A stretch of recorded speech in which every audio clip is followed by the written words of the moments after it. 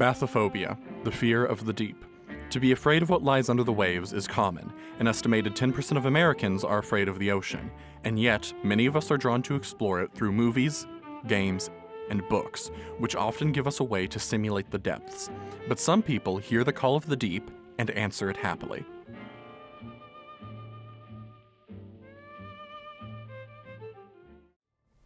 Part of the reason I got into diving is one of my family members needed someone to dive with, so I kind of got dragged along to be a dive buddy for them because it's never safe to dive alone. And it's fun if you do it with people you know. So if you go out diving, there's a chance that you'll just get petrified, like something in your gut would just say, hey, this is wrong, something isn't right. It's okay to stop a dive if you're in that type of situation. I actually get that feeling quite often sometimes. The most recent one I had was when I was in Honduras. It was the last dive of the trip. And when I jumped in the water, everything just felt wrong. I couldn't tell left from right even though I had a compass, like upside down. Like I felt like I was upside down even though I know I wasn't because I was looking up at the water. I just didn't feel right. So I just said, hey, I'm going up. Go ahead and grouped everyone up without that and just went back up to the surface.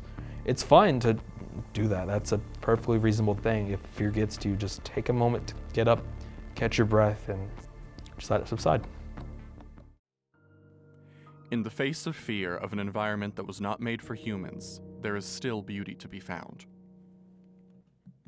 When it comes to like the ocean itself, again, it's impossible to describe, and I guarantee if you ask other divers, they'll also have a problem saying this because it's something that's you have to experience to see it.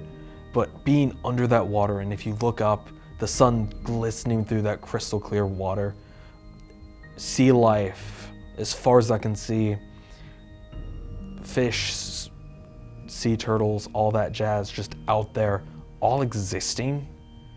And as it's all there, so are you, and it kind of just accepts you being there while you accept it.